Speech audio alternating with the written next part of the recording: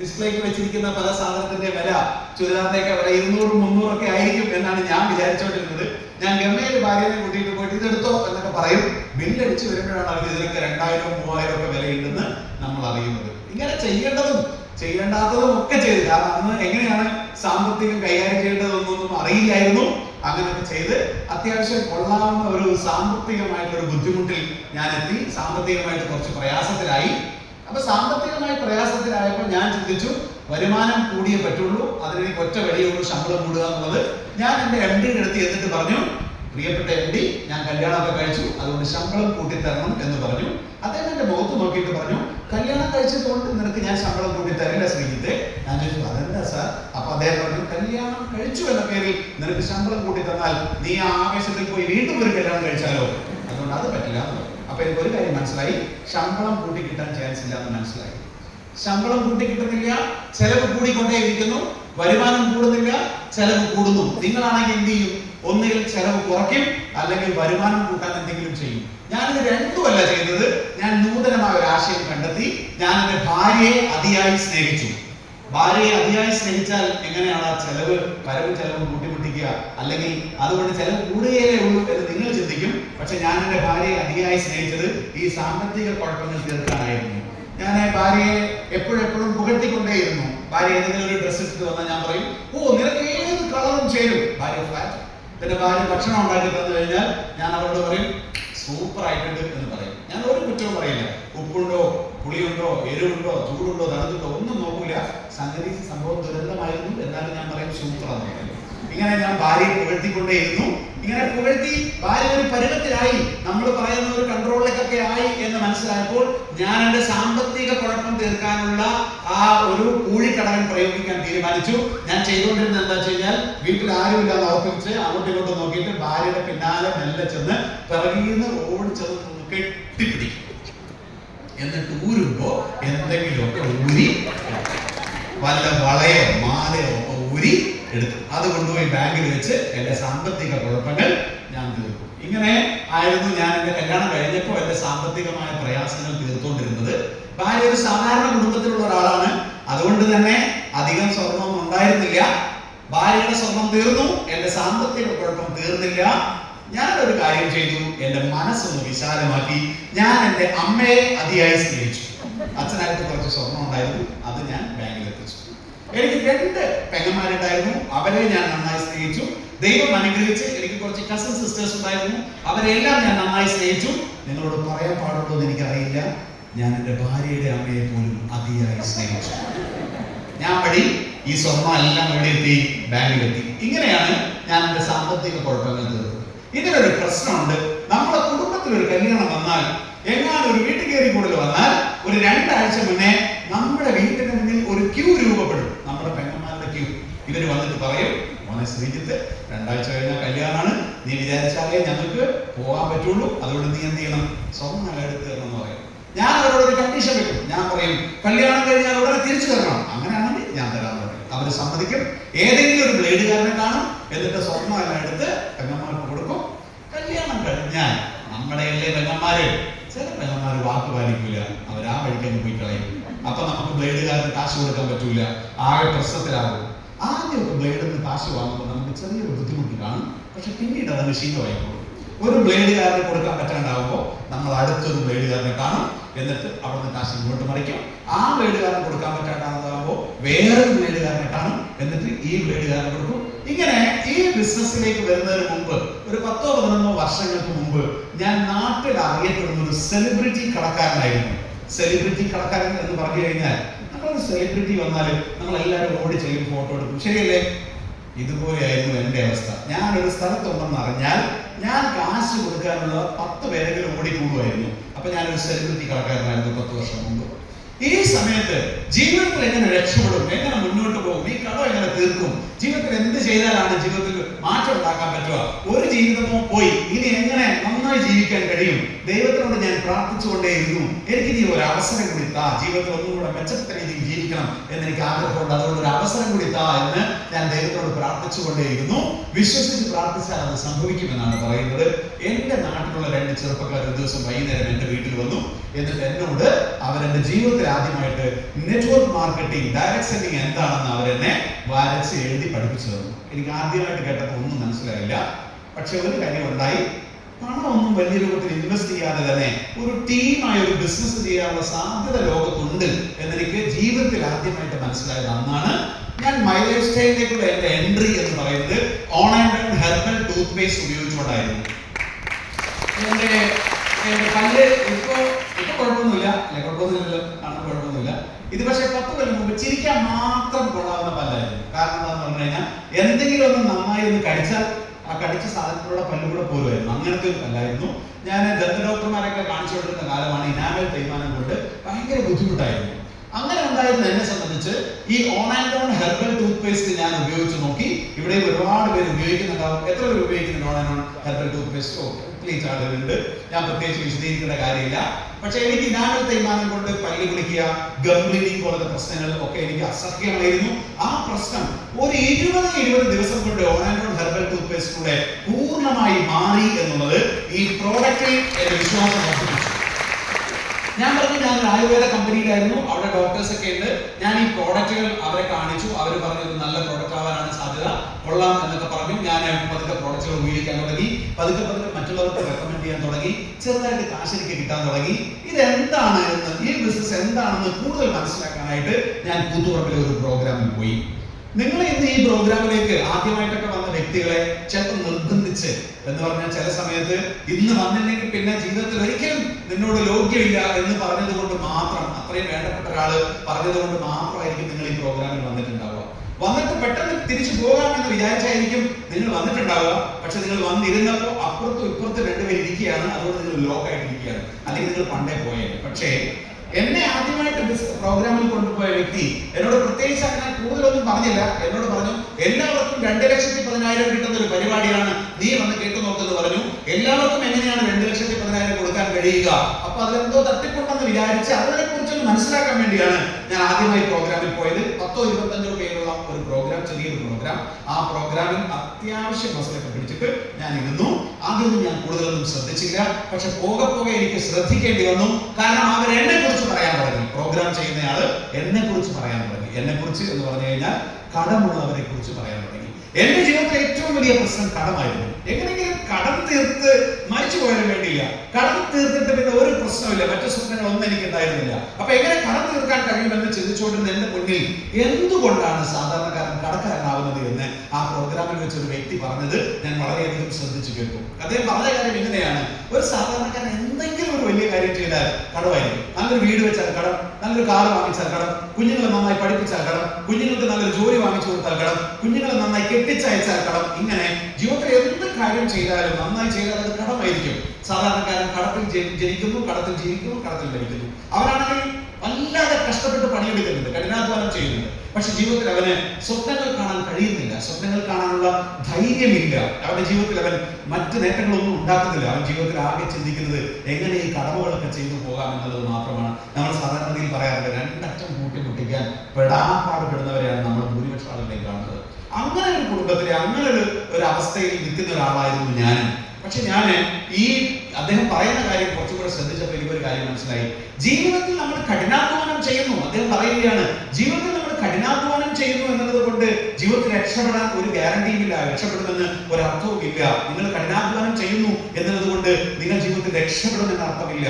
പക്ഷെ നിങ്ങൾക്ക് ജീവിതത്തിൽ സ്വപ്നങ്ങൾ നേടണമെന്ന് ആഗ്രഹം ഉണ്ടെങ്കിൽ, അഥവാ ജീവിതത്തിൽ ആഗ്രഹിച്ചതുപോലെ ജീവിക്കണം, മറ്റുള്ള നിങ്ങൾ ആരെങ്കിലും ഒക്കെ ആയി തീരണമെന്ന് ആഗ്രഹിക്കുകയാണെങ്കിൽ നിങ്ങൾ നിങ്ങളുടെ വർക്കിംഗ് അവർ മൾട്ടിപ്ലൈ ചെയ്യണം.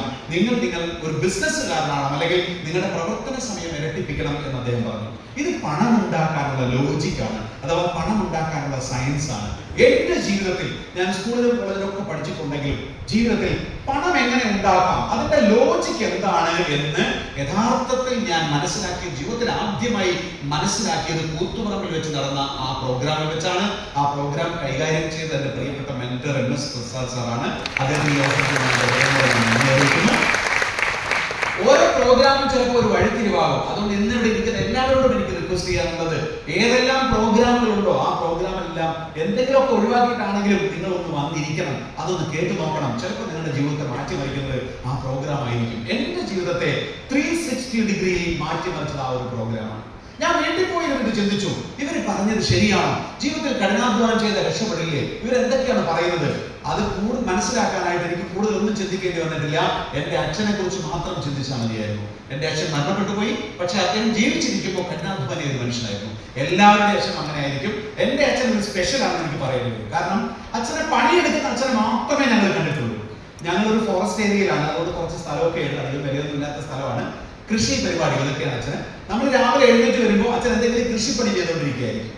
ഇനി അച്ഛന് ചെറിയൊരു കടയുണ്ട്, 23 വീട്ടുകാർക്ക് വേണ്ടിയുള്ള ചെറിയ കടയുണ്ട്, അത് അച്ഛനാണ് കൈകാര്യം ചെയ്യുന്നത്. പിന്നെ ഒരു ഫോറസ്റ്റ് ഏരിയ ആയതുകൊണ്ട് വളർത്താൻ എളുപ്പമുള്ളത് കൊണ്ട് ആട് പശുവൊക്കെ ഉണ്ട്, ഇതെല്ലാം അച്ഛനാണ് മാനേജ് ചെയ്യുന്നത്. രാവിലെ കൃഷിപ്പണി ചെയ്യുന്ന അച്ഛനെയാണ് നമ്മൾ എഴുന്നേറ്റ് വരുമ്പോൾ കാണുന്നതെങ്കിൽ, രാത്രി നമ്മൾ കിടന്നുറങ്ങാൻ പോകുന്ന സമയത്ത് അച്ഛനെ നോക്കുമ്പോൾ അച്ഛൻ ഏറ്റവും ചുരുങ്ങിയാൽ കൊട്ടടക്ക പുതുക്കിയായിരിക്കും.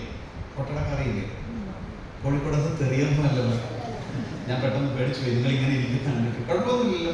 അപ്പൊ കൊട്ടടക്ക പുതുക്കിയായിരിക്കും. ഇങ്ങനെ കഠിനാധ്വാനം ചെയ്യുന്ന അച്ഛൻ, 24/7 പണിയെടുക്കുന്ന അച്ഛൻ. പക്ഷെ അച്ഛന് ജീവിതത്തിൽ കൂടുതലൊന്നും സമ്പാദിക്കാൻ കഴിഞ്ഞിട്ടില്ല. ഞങ്ങൾക്ക് മൂത്ത 2 ചേച്ചിമാരുണ്ട്. അവരെ കെട്ടിച്ചയച്ചപ്പോഴത്തേക്കും അച്ഛന്റെ പോക്കറ്റ് കാലിയായി. ഞങ്ങളെല്ലാം തന്നെ പാപ്പരായ അച്ഛന്റെ മക്കളായിട്ടാണ് വളർന്നത്. ഇനി എന്റെ വീട്ടിൽ നിന്ന് ഒരു 20 കിലോമീറ്റർ പോയാൽ KK ഗ്രൂപ്പിന്റെ വീടാണ്. എന്ന് പറഞ്ഞാൽ KK ഗ്രൂപ്പ് എന്ന് പറഞ്ഞാൽ സൗത്ത് ഇന്ത്യയിൽ അത്യാവശ്യം ബിസിനസ് ഉള്ള ആളുകളാണ്, കോടികൾ സമ്പാദിച്ചിട്ടുണ്ട്. അവര് ഒരുപക്ഷെ എന്റെ അച്ഛന്റെ അതേ സാഹചര്യത്തിൽ, എന്റെ അച്ഛന്റെ അതേ നാട്ടിൽ ജനിച്ചു വളർന്ന ഒരാൾ കോടികൾ സമ്പാദിച്ചിരിക്കുന്നു. കഠിനാധ്വാനം ചെയ്ത എന്റെ അച്ഛൻ പ്രത്യേകിച്ച് ഒന്നും സമ്പാദിച്ചിട്ടില്ല. എന്താണ് വ്യത്യാസം? ഞാൻ വീട്ടിൽ നിന്ന് ചിന്തിച്ചു. പ്രോഗ്രാമിൽ പറഞ്ഞത് ശരിയായിരുന്നു. KK ഗ്രൂപ്പിന്റെ ഉടമ ഒറ്റയ്ക്കല്ല പണിയെടുത്തത്. അദ്ദേഹത്തോടൊപ്പം 4000-ഓ 5000-ഓ വരുന്ന ഒരു ടീം ഉണ്ടായിരുന്നു. അദ്ദേഹത്തോടൊപ്പം ജീവനക്കാര് ജോലിക്കാരൊക്കെ ആയിട്ട് ഒരു ടീം ഉണ്ടായിരുന്നു. 4000-5000 പേര് വരുന്ന ഒരു ടീം. അവരാണ് ഈ പണിയെടുത്തത്. എന്റെ അച്ഛനാണെങ്കിൽ ടീമില്ല, ഒറ്റയ്ക്കാണ് പണിയെടുത്തത്. എന്റെ അച്ഛന്റെ ടീമുണ്ട്, ഞങ്ങൾ 5 മക്കളാണ്, 5 പേരുടെ ടീം, 5 നഷ്ടം ഉണ്ടാക്കുന്ന ടീമാണ് മാത്രം. ഇതാണ് വ്യത്യാസം. അപ്പൊ എനിക്കൊരു കാര്യം മനസ്സിലായി, ഈ പ്രോഗ്രാമിൽ പറഞ്ഞത് ശരിയാണ്. അന്ന് രാത്രിയിൽ ഞാനൊരു തീരുമാനമെടുത്തു. എന്റെ ജീവിതം മാറി മറിയാൻ ഞാൻ എന്തെങ്കിലും ചെയ്തിട്ടുണ്ടെങ്കിൽ ആ ചെയ്തത് അന്ന് രാത്രി ചെയ്ത ആ ഒരേ ഒരു കാര്യമാണ്. അത് മറ്റൊന്നുമല്ല, ഞാൻ ഒരു ആശയം കേട്ടു, അത് ശരിയാണെന്ന് മനസ്സിലായി. അത് മനസ്സിലായ അന്ന് രാത്രിയിൽ ഞാൻ എന്റെ ജോലിക്കുള്ള രാജിക്കത്ത് എഴുതി വെച്ചിട്ടാണ് ഞാൻ കിടന്നുറങ്ങുന്നത്. അതാണ് ഞാൻ ചെയ്ത ഏറ്റവും വലിയ കാര്യം. പിറ്റേ ദിവസം ഞാൻ രാവിലെ ചെന്നു, എന്നിട്ട് എന്റെ MD അടുത്തേക്ക് രാജിക്കത്ത് കൊടുത്തിട്ട് പറഞ്ഞു, ഇതാ എന്റെ രാജിക്കത്ത്, ഞാൻ ഇനി ജോലിയില്ലാന്ന് പറഞ്ഞു. MD എന്നോട് പറഞ്ഞു, ഇവിടെ രാജിവെക്കേണ്ട കുഴപ്പം എന്താ ഉള്ളത്? ഒരു കുഴപ്പമില്ല, നീ ജോലി ചെയ്യും എന്ന് പറഞ്ഞു. ഞാൻ പറഞ്ഞു, ഇന്ന് പോലും ജോലി ചെയ്യണമെങ്കിൽ എന്റെ രാജിയുടെ കാര്യത്തിൽ ഒരു തീരുമാനം പറഞ്ഞാലേ ഇന്ന് പോലും ജോലി ചെയ്യൂ എന്ന് പറഞ്ഞു. എന്റെ MD എന്നെ ഒന്ന് പ്രലോഭിപ്പിച്ചു. അദ്ദേഹം പറഞ്ഞു, ശ്രീജിത്ത് അവിവേകമൊന്നും കാണിക്കരുത്, നമ്മുടെ മാനേജർ 2 മാസം കഴിഞ്ഞാൽ റിട്ടയർ ചെയ്യാൻ പോവാണ്, നിങ്ങൾ 4 അസിസ്റ്റന്റ് മാനേജർമാരുണ്ട് ഇവിടെ, അതിലൊരാൾ മാനേജർ ആകും, അതിൽ ഏറ്റവും കൂടുതൽ സാധ്യത നിനക്കാണ്, 2 മാസം വരെ നീ ഒന്ന് വെയിറ്റ് ചെയ്യും, അതുകൊണ്ട് ഇപ്പൊ രാജിയൊന്നും വെക്കണ്ടെന്ന് പറഞ്ഞു. പക്ഷെ ഞാൻ എഴുന്നേറ്റ് നിന്നിട്ട് എന്റെ MD-യോട് ഒരു തഗ് ഡയലോഗ് പറഞ്ഞു. അതിങ്ങനെയായിരുന്നു. എഴുന്നേറ്റ് നിന്നിട്ട് ഞാൻ പറഞ്ഞു, സാർ അതിന് ഞാൻ ഈ ജോലി മാത്രമല്ല സാർ ഞാൻ രാജിവെക്കുന്നത്. അദ്ദേഹം എന്റെ മുഖത്ത് നോക്കി ചോദിച്ചു, പിന്നെയോ? ഞാൻ പറഞ്ഞു, ജീവിതത്തിൽ ശ്രീജിത്തിന് ജോലിയേ ചെയ്യില്ല എന്നാണ് പ്രഖ്യാപിച്ചു. നിങ്ങൾ ഇതിലേക്ക് കൈയടിച്ചു. പക്ഷെ MD എന്നോട് പറഞ്ഞത്, അപ്പൊ നിനക്ക് വട്ടാണല്ലേ എന്നാണ്. കാരണം എനിക്ക് കടവ് ബാധിതരാണെന്ന് അദ്ദേഹത്തിന് അറിയാം. ഞാൻ ഇനി ജീവിതത്തിൽ ജോലിയെ ചെയ്യില്ല എന്ന് പറഞ്ഞു കഴിഞ്ഞാൽ അത് വട്ട് തന്നെ ആയിരിക്കും. അങ്ങനത്തെ ഒരു കോംപ്ലിമെന്റ് കേട്ട് മൈ ലൈഫ് സ്റ്റൈലിലേക്ക് സാധാരണ ആളുകൾ പറയും, ഞാൻ മൈ ലൈഫ് സ്റ്റൈലിൽ ഇറങ്ങി, ഞാൻ ചെയ്യാൻ തുടങ്ങി എന്നൊക്കെ പറയും. പക്ഷെ ശ്രീജിത്ത് മൈ ലൈഫ് സ്റ്റൈൽ അക്ഷരാർത്ഥത്തിൽ ഊളിയിടുകയായിരുന്നു. കാരണം എനിക്ക് പ്രത്യേകിച്ചൊന്നും അറിയില്ലായിരുന്നു. എന്നാലും ഞാൻ ഫുൾ ടൈം കരിയറായിട്ട് മൈ ലൈഫ് സ്റ്റൈൽ തുടങ്ങി. ആദ്യം എനിക്ക് അറിയാൻ പറ്റുന്ന ഒരു കാര്യം എന്താണെന്ന് പറഞ്ഞു കഴിഞ്ഞാൽ, 2 ടീമെങ്കിലും ഉണ്ടാകണം, 2 ഓർഗനൈസേഷനെങ്കിലും ഉണ്ടാകണം. അങ്ങനെ ആ 2 ഓർഗനൈസേഷൻ ഉണ്ടായാൽ വരുമാനം കിട്ടും. അതിൽ ഒരു ഓർഗനൈസേഷൻ കൊണ്ടുപോകാൻ ഒരാൾ എന്റെ കസ്റ്റഡിയിൽ തന്നെ ഉണ്ടായിരുന്നു. പേര് ഷൈജു എന്നാണ്. 8ാം ക്ലാസ് മുതൽ ഞാൻ ഒരുമിച്ച് പഠിച്ചയാളാണ്. ഞാൻ എന്ത് പറഞ്ഞാലും അവൻ കേൾക്കും, അവൻ എന്ത് പറഞ്ഞാലും ഞാൻ കേൾക്കും. അങ്ങനത്തെ ഒരു ബന്ധമായിരുന്നു. അവനാണെങ്കിൽ മാർക്കറ്റിംഗ് രംഗത്താണ്, ഫാമിലി പ്ലാസ്റ്റിക്സിന്റെ ഏരിയ സെയിൽസ് മാനേജറാണ്. ഈ കോഴിക്കോടും കണ്ണൂരും വയനാടും കാസർഗോഡും അവനാണ് നോക്കുന്നത്. നന്നായി സംസാരിക്കാൻ അറിയാം. അത് കൂടാതെ അവൻ ഒരുപാട് ബന്ധങ്ങളുണ്ട്. എനിക്കൊരു കാര്യം മനസ്സിലായി, ഷൈജുവിനെ പൊക്കിയാൽ ഒരു ടീം അവൻ കൊണ്ടുപോയിക്കോളും. ഞാൻ ഷൈജുവിനെ പൊക്കാൻ തന്നെ തീരുമാനിച്ചു. ഞാൻ ഷൈജുവിനെ ഫോണിൽ വിളിച്ചിട്ട് പറഞ്ഞു, ഷൈജു നമ്മളിനി പണിക്കൊന്നും പോകണടാ എന്ന് പറഞ്ഞു. അവൻ ചോദിച്ചു, അതെന്താ നിനക്ക് ലോട്ടറി അടിച്ചിട്ടുണ്ടോ? ഞാൻ പറഞ്ഞു, ലോട്ടറിയേക്കാൾ വലുതടിച്ചിരിക്കുകയാണ്. അവൻ പറഞ്ഞു, കാര്യം പറ. ഞാൻ പറഞ്ഞു, കാര്യം നേരിട്ട് മാത്രമേ പറയാൻ പറ്റുള്ളൂ. നേരിട്ടാണെങ്കിൽ ശനിയാഴ്ച ആവണം. ഞാൻ കാസർഗോഡാണുള്ളത്. ശനിയാഴ്ച ഞാൻ നാട്ടിലേക്ക് വരും. ശനിയാഴ്ചയാകാൻ ഞാൻ കാത്തിരുന്നു. ശനിയാഴ്ച എന്റെ വീട്ടിൽ നിന്ന് 5 കിലോമീറ്റർ ഉള്ളൂ ഷൈജുവിന്റെ വീട്ടിലേക്ക്. പക്ഷെ എനിക്ക് ആവേശം കൊണ്ട് ഇരിക്കാൻ വയ്യ. അതുകൊണ്ട് ഞാൻ എന്ത് ചോദിച്ചാൽ 30 കിലോമീറ്റർ ദൂരമുള്ള റെയിൽവേ സ്റ്റേഷനിൽ ചെന്ന് ഷൈജുവിനെ കാത്തിരുന്നു. ട്രെയിൻ ഇറങ്ങുന്നു, ഷൈജു എന്നെ കാണുന്നു. തലശ്ശേരി റെയിൽവേ സ്റ്റേഷനിലെ ആ ലോക്കൽ കമ്പാർട്ട്മെന്റ് വന്ന് നിൽക്കുന്ന സിമന്റ് ബെഞ്ചിൽ ഷൈജുവിൽ ഇരുത്തിയിട്ട് മൈ ലൈഫ് സ്റ്റൈലിലെ എന്റെ ആദ്യത്തെ പ്ലാൻ പ്രസന്റേഷൻ മറ്റൊരു വ്യക്തിയോട് ഞാൻ ആദ്യമായി മൈ ലൈഫ് സ്റ്റൈൽ എന്താണെന്ന് പറഞ്ഞു കൊടുത്തു. ഞാൻ പറഞ്ഞു, Shaiju soap, paste, hair oil വിറ്റ കാശ് കിട്ടും. ഷൈജു പറഞ്ഞു, ഓക്കെ, അത് വിറ്റ കാശ് കിട്ടും. ഷൈജു ഒരു സൈഡിൽ 10,000, അപ്പുറത്തെ സൈഡിൽ 10,000 പോയാൽ നിനക്ക് 1200 കിട്ടും. ഷൈജു എന്നെ ഇങ്ങനെ നോക്കി. അവന് കാര്യമൊന്നും മനസ്സിലാവുന്നില്ല എന്ന് എനിക്ക് തോന്നി. ബുക്കും പേരെയൊന്നും ഉണ്ടായിരുന്നില്ല. അതുകൊണ്ട് ഞാൻ വായുവിലാണ് പ്ലാൻ കൊടുത്തത്. ഞാൻ പറഞ്ഞു, ഒരു സൈഡിൽ 20,000 ഇങ്ങനെ കാണിക്കും, അപ്പുറത്തെ സൈഡിൽ 20,000 പോയാൽ നിനക്ക് 2,400 കിട്ടും. അവൻ ഇങ്ങനെ എന്നെ തന്നെ നോക്കുന്നു. ഒരു മജയില്ല. ഞാൻ ഒരു മജ വരട്ടെ വിചാരിച്ചിട്ട് ഞാൻ പറഞ്ഞു, ഷൈജു ഒരു സൈഡിൽ എത്രയോ, കാരണം എത്രയോ പോണെന്ന് എനിക്ക് അറിയില്ലായിരുന്നു, അപ്പുറത്തെ സൈഡിൽ എത്രയോ പോയാൽ നിനക്ക് ആഴ്ചയിൽ 2,10,000 കിട്ടും. ഇത് കേട്ടതും ഷൈജുവിന്റെ കണ്ണൊക്കെ ഉരുണ്ട് കയറി വന്നു. ഷൈജുവിനോട് ചോദിച്ചു, ആഴ്ചയിൽ 2 ലക്ഷമോ? ഞാൻ പറഞ്ഞു, അതേടാ, ആഴ്ചയിൽ 2,10,000. അപ്പൊ പറഞ്ഞു, സൂപ്പറാണ്, അടിപൊളിയാണ്, ഇത്രയും കാശ് കിട്ടുന്നത് സൂപ്പർ അല്ലേ, ഓൾ ദ ബെസ്റ്റ്, നീ ചെയ്തോ. ഞാനില്ല. ഇതാണ് എനിക്ക് ആദ്യമായിട്ട് കിട്ടിയ റെസ്പോൺസ്. പക്ഷെ എനിക്ക് ആ സമയത്ത് അവൻ ഞാനില്ല എന്ന് പറഞ്ഞപ്പോൾ എന്റെ ഇടത്തെ നിന്ന് ഒരു ചെറിയ വേദന വന്നു. ഞാൻ അവനോട് പറഞ്ഞു, ഷൈജു നീ ഉണ്ട്, നീ ഉണ്ടാകണം, കാരണം എന്റെ ഒരു സൈഡ് കൊണ്ടുപോകേണ്ടത് നീയാണ് എന്ന് പറഞ്ഞു. അപ്പൊ ഷൈജു പറഞ്ഞു, വേണം വേണ്ട, ഏതോ ഒരു കമ്പനി ആഴ്ചയിൽ കാശ് കൊടുക്കുന്നു എന്ന് കേട്ടിട്ട് അത് വിശ്വസിക്കുക മാത്രമല്ല, അത് വിശ്വസിച്ച് ജോലി രാജിവെച്ച് വന്ന് തീരുമാനമാണ് നീ. അതുകൊണ്ട് നിന്റെ കൂടെ ഞാൻ ഈ പരിപാടിക്കില്ല എന്ന് പറഞ്ഞാലില്ല എന്ന് പറഞ്ഞു. എന്റെ മുഖം കണ്ടിട്ടാവണം, ദുഃഖം കണ്ടിട്ടാവണം ഷൈജു എനിക്ക് റെയിൽവേ സ്റ്റേഷനിൽ നിന്ന് ചായ വാങ്ങിച്ചത് കഷായം കുടിക്കുന്നത് പോലെ ഞാനത് കുടിച്ചു. ഞാൻ വീട്ടിലേക്ക് പോയി. എന്റെ ബിസിനസ് ജീവിതത്തിൽ ഏറ്റവും നിരാശ, കാരണം എനിക്ക് ഒരു കാര്യം ഉറപ്പായിരുന്നു, എന്റെ ജീവിതം പോയി, കാരണം ജോലി രാജിവെച്ചും പോയി, അതേപോലെ ബിസിനസ് ആണെങ്കിൽ ഷൈജു ഇല്ല, അത് ചെയ്യാൻ പറ്റില്ല.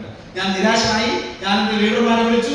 ലീഡർമാരിൽ ഒരാൾ എന്നോട് പറഞ്ഞു, നിങ്ങൾ ശരിക്കും പഠിക്കണം എന്ന് പറഞ്ഞു. അത് കേട്ടതും എനിക്ക് എവിടെ നിന്ന് ദേഷ്യം വന്നൊന്നും അറിയില്ല, കാരണം ഞാൻ അത്യാവശ്യം പഠിച്ച കുറച്ച് സർട്ടിഫിക്കറ്റ് വീട്ടിൽ വെച്ചിട്ടുണ്ട്. പക്ഷെ എന്നോട് പഠിക്കണം എന്ന് പറഞ്ഞ ലീഡർ സ്കൂളിൽ പോയിട്ടേ ഇല്ല. ആ കാര്യം ദേഷ്യം. ഞാൻ എന്ത് പഠിക്കണം എന്നാണ്. അതൊരു ടേണിംഗ് പോയിന്റ് ആയിരുന്നു. അദ്ദേഹം എന്നോട് പറഞ്ഞ കാര്യം ഇതാണ്, ഈ ബിസിനസ് ചെയ്തു പഠിക്കാനുള്ളതാണ് എന്നാണ് അദ്ദേഹം എന്നോട് പറഞ്ഞത്. ഇത് പഠിച്ചിട്ട് ചെയ്യാനുള്ള ബിസിനസ് അല്ല, ഇത് ചെയ്തുകൊണ്ട് പഠിക്കേണ്ട ബിസിനസ് ആണ്. അതുകൊണ്ട് നിങ്ങൾ ഫീൽഡിൽ പോയി ഉൽപ്പന്നങ്ങൾ മറ്റുള്ളവർക്ക് കൊടുക്കാൻ പഠിക്കണം. നിങ്ങളുടെ ബന്ധുക്കൾക്കും സുഹൃത്തുക്കൾക്കും ഈ പ്രോഡക്റ്റുകൾ റെക്കമെൻഡ് ചെയ്യാൻ പഠിക്കണം. നിങ്ങളൊരു ബിസിനസ്സുകാരനെ അല്ല, അതുകൊണ്ട് നിങ്ങളൊരു ബിസിനസ്സുകാരനാകുന്നത് യഥാർത്ഥത്തിൽ ഒരു ഉൽപ്പന്നം മറ്റുള്ളവർക്ക് സജസ്റ്റ് ചെയ്ത് പഠിച്ചുകൊണ്ടാണ്.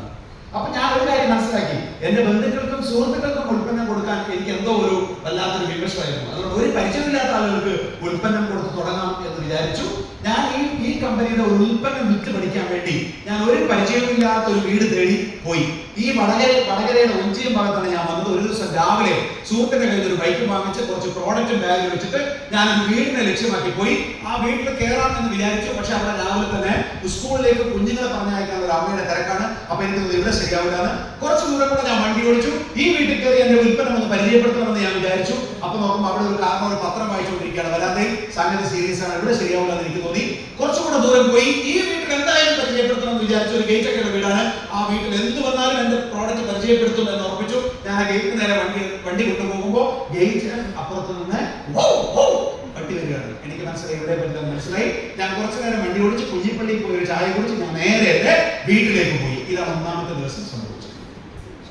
ഒന്നാമത്തെ ദിവസം ഒരു പ്രോഡക്റ്റ്, ഈ പ്രോഡക്റ്റ് എന്റെ കമ്പനിയുടെ പ്രോഡക്റ്റ് ആണ്, ഇത് കൊള്ളാം, ഇത് ഉപയോഗിച്ച് നോക്കൂ എന്ന് പറയാനുള്ള ഒരു ചങ്കൂറ്റം, എന്ന് പറയാനുള്ള ഒരു കോൺഫിഡൻസ്, എന്ന് പറയാനുള്ള ഒരു ധൈര്യം എനിക്ക് ഉണ്ടായിരുന്നില്ല എന്ന് നിങ്ങൾ തിരിച്ചറിയണം. ഞാൻ വീട്ടിലെത്തിയിട്ട് വീണ്ടും ലീഡർമാരെ വിളിച്ചിട്ട് പറഞ്ഞു, ഞാൻ ഈ പരിപാടി നിർത്തി, കാരണം എനിക്ക് ജോലി പോയെങ്കിൽ വേറെ ജോലി നോക്കാം, എന്നെ കൊണ്ട് ഈ പരിപാടി നടക്കില്ല, ഗുഡ് ബൈ എന്ന് പറഞ്ഞു. ലീഡർമാരിൽ ഒരാള് വീട്ടിലേക്ക് വന്നു, മുൾഗാൻ താടിക്ക് തറവിട്ട് എന്നോട് പറഞ്ഞു, നിങ്ങൾ ഒരു കോംപ്ലക്സ് പണി വെച്ചിട്ടുണ്ട്, അതുകൊണ്ടാണ് നിങ്ങൾക്ക് ബിസിനസ് ചെയ്യാൻ പറ്റാത്തത് എന്ന് പറഞ്ഞു. അപ്പൊ ഞാൻ ലീഡറോട് പറഞ്ഞു, ഞങ്ങളുടെ കുടുംബത്തിലാർക്കും 2 ഷട്ടർ കടമ്പൽ പോലും ഇല്ല, പിന്നെയാണോ കോംപ്ലക്സ്? സാറിന് ആള് മാറിപ്പോയതായിരിക്കും എന്ന് പറഞ്ഞു. അദ്ദേഹം പറഞ്ഞ കാര്യം ഇതാണ്. അദ്ദേഹം പറഞ്ഞത്, മനുഷ്യരായ മനുഷ്യർക്കെല്ലാം ഏതെങ്കിലും ഒരു കോംപ്ലക്സ് ഉണ്ടാകും. അതുകൊണ്ടാണ് അവർക്ക് അവരുടെ കഴിവുകൾ പുറത്തെടുക്കാൻ കഴിയാത്തത്. ചിലർക്ക് സുപ്പീരിയോറിറ്റി കോംപ്ലക്സ്. ഞാൻ ആൾ ഭയങ്കരമാണ്, കൊള്ളാം, എനിക്ക് 6 പാക്ക് ഉണ്ട്, എനിക്ക് ഭയങ്കര മുടിയുണ്ട്, എനിക്ക് ഭയങ്കര സ്റ്റൈലാണ്, ഞാൻ വലിയ തറവാട്ടി പറഞ്ഞ ആൾ, ഇഷ്ടംപോലെ കാശുണ്ട്, ഇങ്ങനെ ചിന്തിക്കുന്ന ആളാണ്. സുപ്പീരിയോറിറ്റി കോംപ്ലക്സ്, ഭയങ്കര കോംപ്ലക്സ്, മറ്റുള്ളവരൊന്നും ഒന്നുമല്ല എന്ന് തോന്നുന്ന ആളുകൾ, സുപ്പീരിയോറിറ്റി കോംപ്ലക്സ്. ചില ആളുകൾക്ക് ഇൻഫീരിയോറിറ്റി കോംപ്ലക്സ്. അതൊക്കെ എന്താന്ന് പറഞ്ഞു കഴിഞ്ഞാൽ, അയ്യോ എനിക്കൊന്നും പറ്റില്ല, എനിക്ക് കഴിവില്ല, എനിക്ക് ഇംഗ്ലീഷ് അറിയില്ല, എനിക്ക് ഇന്റർനെറ്റ് അറിയില്ല, എന്നെ കാണാൻ കൂടുതൽ, എന്റെ വീട് ചെറുതാണ്, എന്റെ കയ്യിൽ കാശില്ല, ഇങ്ങനെ ചിന്തിക്കുന്ന ആളുകൾ. ഈ ഏതെങ്കിലും ഒരു കോംപ്ലക്സ് ശ്രീജിത്ത് നിങ്ങൾക്ക് ഉണ്ടാകും. അതുകൊണ്ടാണ് നിങ്ങൾക്ക് ഈ ബിസിനസ് ചെയ്യാൻ കഴിയാത്തത് എന്ന് ലീഡർ എന്നോട് പറഞ്ഞു. പക്ഷെ ഒരു കാര്യം, ഏതെങ്കിലും ഒരു കോംപ്ലക്സേ മനുഷ്യരായ മനുഷ്യർക്കെല്ലാം ഉണ്ടാവൂ പക്ഷെ ഈ രണ്ട് കോംപ്ലക്സും ഒരേ സമയം എനിക്കുണ്ടായിരുന്നു. ഞാൻ ആളെ കൊള്ളാം, ഒരു അസിസ്റ്റന്റ് മാനേജർ ഒക്കെയാണ് എന്നൊരു സുപ്പീരിയോറിറ്റി കോംപ്ലക്സ് എനിക്കുണ്ടായിരുന്നു. അതേസമയം തന്നെ ഞാൻ കടം കയറി തകർന്നവനാണ്, ജീവിതത്തിൽ പരാജയപ്പെട്ടവനാണ്, ഞാൻ പറഞ്ഞാലൊന്നും ആരും വിശ്വസിക്കാൻ പോകുന്നില്ല എന്നൊരു ചിന്തയും എനിക്കുണ്ടായിരുന്നു. ലീഡർ എന്നോട് ഒറ്റ വാക്ക് മാത്രമേ പറഞ്ഞുള്ളൂ, ഇല്ലാത്ത ദുരഭിമാനവും കെട്ടിപ്പിടിച്ചിരിക്കുന്നു, അല്ല ജീവിതത്തിൽ രക്ഷപ്പെടാനുള്ള ഒരു വഴി കൂടുതൽ ശക്തമായി ചെയ്യുന്നു, നിങ്ങൾക്ക് തീരുമാനിക്കാം എന്ന് പറഞ്ഞു. അതിന്റെ മനസ്സ് കണ്ണു തുറപ്പിച്ചു.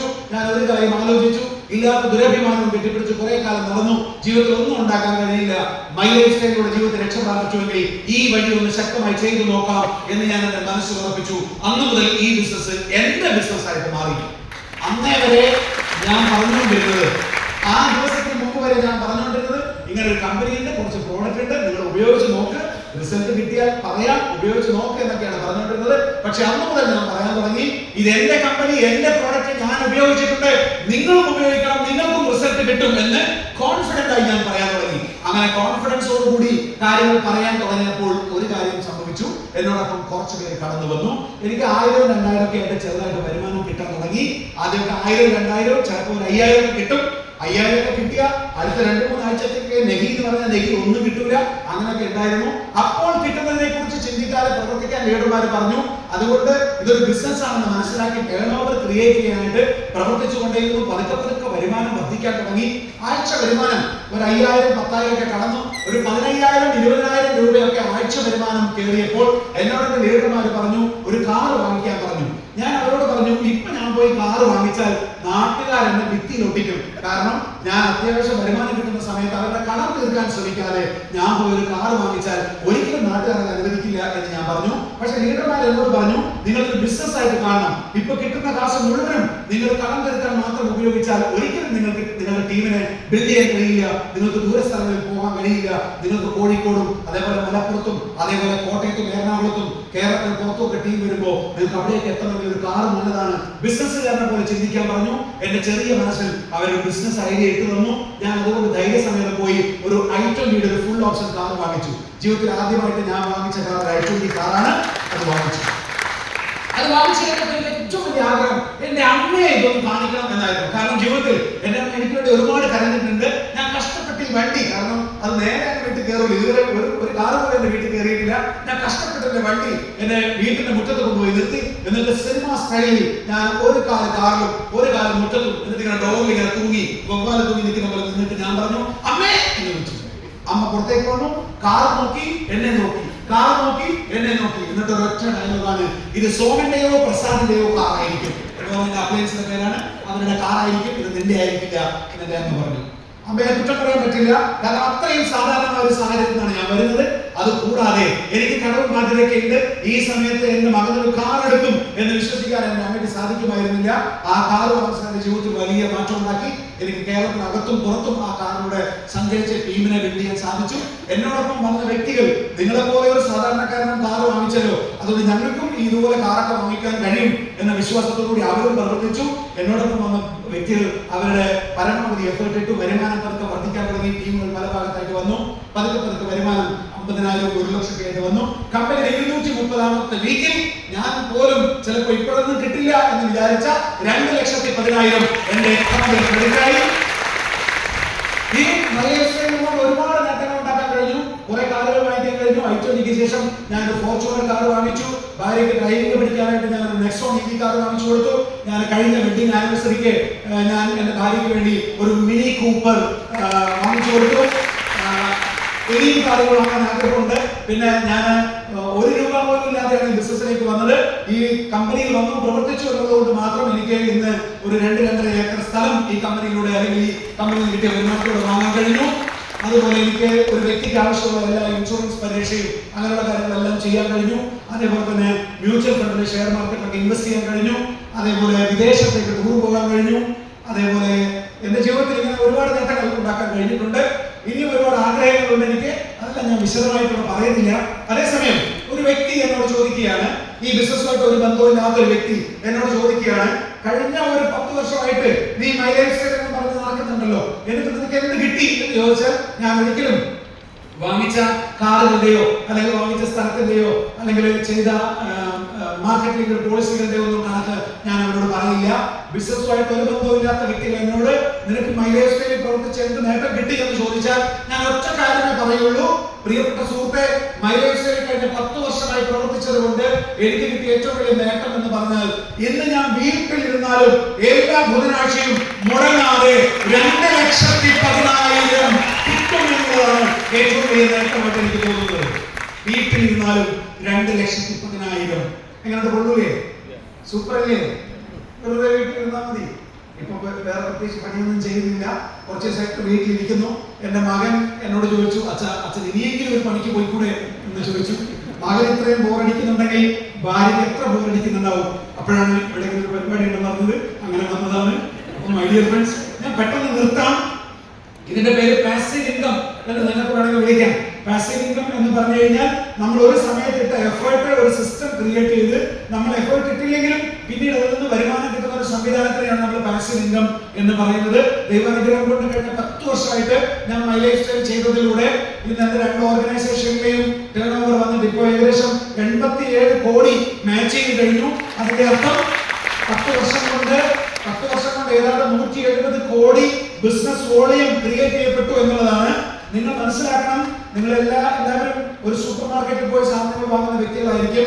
നിങ്ങളുടെ നാട്ടിൽ സൂപ്പർ മാർക്കറ്റുകൾ ഉണ്ടാകും. ഒരു സൂപ്പർ മാർക്കറ്റ് എന്ന് പറഞ്ഞാൽ ഇതുപോലെ ഒരു 1-2 നിലയുണ്ടാകും. അതിനകത്ത് ഒരു 10-100 സ്റ്റാഫ് ഉണ്ടാകും, ഒരു 5-10 മാനേജർമാരുണ്ടാകും. അതുപോലെ അവിടെ full time AC, centralised AC ഉണ്ടാകും. റാക്ക് നിറയെ സാധനങ്ങൾ ഉണ്ടാകും. റാക്ക് നിറയെ സാധനങ്ങൾ ഉണ്ടായാൽ പല ഗോഡൌണിൽ സാധനങ്ങൾ ഉണ്ടാകും. ഒരുപാട് കോംപ്ലിക്കേഷൻസ് ഉണ്ട്. പക്ഷേ അവിടെ കഴിഞ്ഞ 10 വർഷമായിട്ട് നിങ്ങളുടെ തൊട്ടടുത്തുള്ള ഒരു സൂപ്പർ മാർക്കറ്റിൽ ചെന്ന് നിങ്ങൾ ചോദിക്കണം, കഴിഞ്ഞ 10 വർഷമായിട്ട് നിങ്ങളുടെ ടേൺ ഓവർ എത്ര എന്ന് ചോദിച്ചാൽ എനിക്ക് ഉറപ്പുണ്ട് കഴിഞ്ഞ 10 വർഷമായി ഞാനും എന്റെ ടീമും ക്രിയേറ്റ് ചെയ്ത ടേൺ ഓവറിന്റെ 7,000 പോലും വരില്ല എന്ന് എനിക്ക് ഉറപ്പുണ്ട്. പക്ഷെ ഒരു സൂപ്പർ മാർക്കറ്റുകാർക്ക് ഒരുപാട് റിസ്ക് ഉണ്ട്. കറണ്ട് ബില്ല്, സാലറി, സ്റ്റോക്ക്, അങ്ങനെ ഒരുപാട് കാര്യങ്ങളുണ്ട്. പക്ഷെ എന്നെ സംബന്ധിച്ച് ഇതൊന്നുമില്ല. ഞാൻ കോടികളുടെ ലക്ഷങ്ങളുടെ സ്റ്റോക്ക് വെക്കേണ്ട കാര്യമില്ല, കറണ്ട് ബില്ല് അടക്കേണ്ട കാര്യമില്ല, സ്റ്റാഫിന് വെക്കേണ്ട കാര്യമില്ല. അതുകൊണ്ട് തന്നെ ഒരു വിധത്തിലുള്ള ടെൻഷനും ഇല്ല. സത്യം പറഞ്ഞാൽ നിങ്ങളോട് പറയുമ്പോൾ നിങ്ങൾക്ക് അസൂയ വരരുത് ദയവായി. സത്യം പറഞ്ഞാൽ സ്റ്റാർ ഹോട്ടലുകളിൽ നിന്ന് സ്റ്റാർ ഹോട്ടലുകളിലേക്ക് എന്ന രീതിയിൽ ജീവിതം മാറിയത് മൈ ലൈഫ് സ്റ്റൈലിൽ പ്രവർത്തിക്കുന്നത് കൊണ്ട് മാത്രമാണ്. ഞാൻ ഇപ്പോഴും ഒരു സാധാരണക്കാരനാണ്. ഞാൻ ഇപ്പോഴും ഈ കണ്ണൂർ എന്ന് പറയുന്ന സ്ഥലത്ത് ജീവിക്കുന്ന ഒരാളാണ്. ഈ കോഴിക്കോട് എനിക്ക് ഇപ്പോൾ ഒരു വലിയ ബന്ധമുണ്ട്. കോഴിക്കോട് കക്കോടിയിൽ വൺ സിറ്റി എന്ന് പറയുന്ന പ്രൊജക്റ്റിൽ 2,40,00,000 രൂപ കൊടുത്തിട്ട് ഞാനൊരു വില്ല വാങ്ങിച്ചിട്ടുണ്ട്. അതുപോലെ ഒരുപാട് മാറ്റം ഉണ്ടാക്കാൻ കഴിഞ്ഞിട്ടുണ്ട്.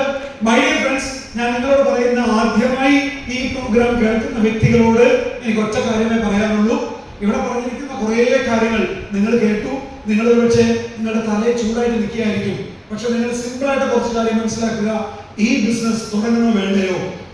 ഈ ബിസിനസ് തുടങ്ങണോ വേണ്ടയോ എന്ന ചോദ്യത്തിന്റെ ഉത്തരം തുടങ്ങണം എന്നാകാനാണ് എനിക്ക് താല്പര്യം. കാരണം നിങ്ങളോട് ഈ ബിസിനസ് തുടങ്ങൂ എന്ന് പറയുമ്പോൾ നിങ്ങൾക്ക് 1 രൂപ നഷ്ടമുണ്ടാകില്ല എന്ന ഗ്യാരണ്ടി എന്റെ കയ്യിലുണ്ട്.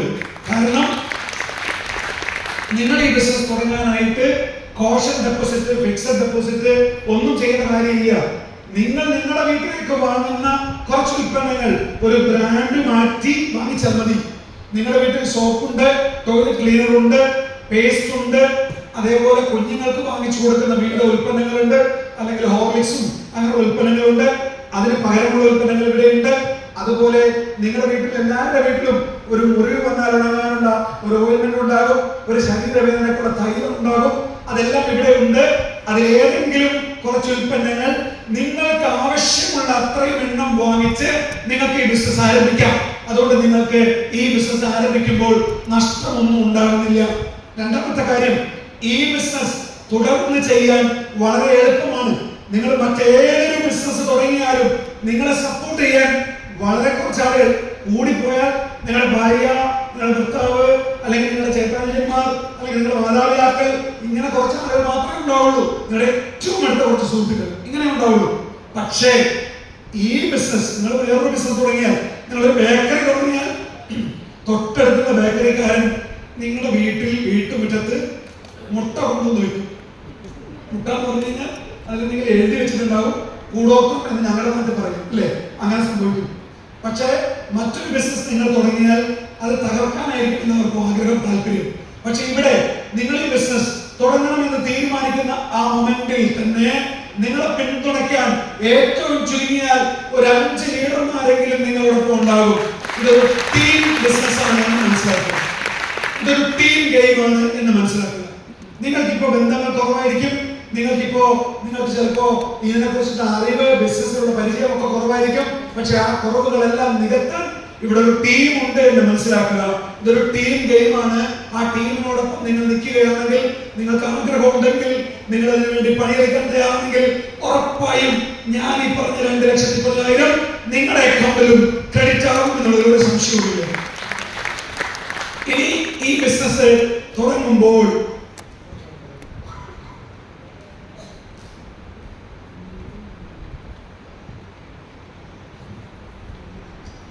ഇത് നിയമപരമായിട്ടുള്ള ഒരു ബിസിനസ് ആണോ? ഇത് ചെയ്താൽ എന്തെങ്കിലും കുഴപ്പമുണ്ടാവോ? സ്വാഭാവികമാണ്. ഈ ബിസിനസ് ചെയ്യുന്നതിന് കേന്ദ്ര സർക്കാരും എല്ലാ സ്റ്റേറ്റ് ഗവൺമെന്റുകളും തികച്ചും അനുകൂലമാണ്.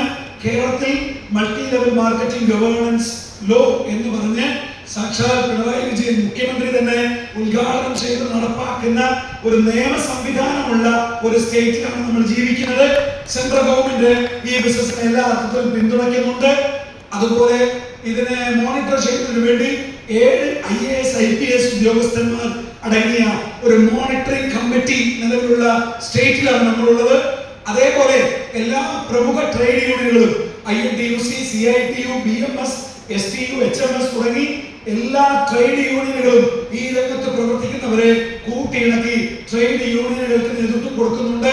അങ്ങനെ എല്ലാ അർത്ഥത്തിലും 100% നിയമപരമായിട്ടുള്ള, സമൂഹം അംഗീകരിച്ചിട്ടുള്ള ഒരു ബിസിനസ് ആണ് ഇത് എന്ന് നിങ്ങൾ മനസ്സിലാക്കുക.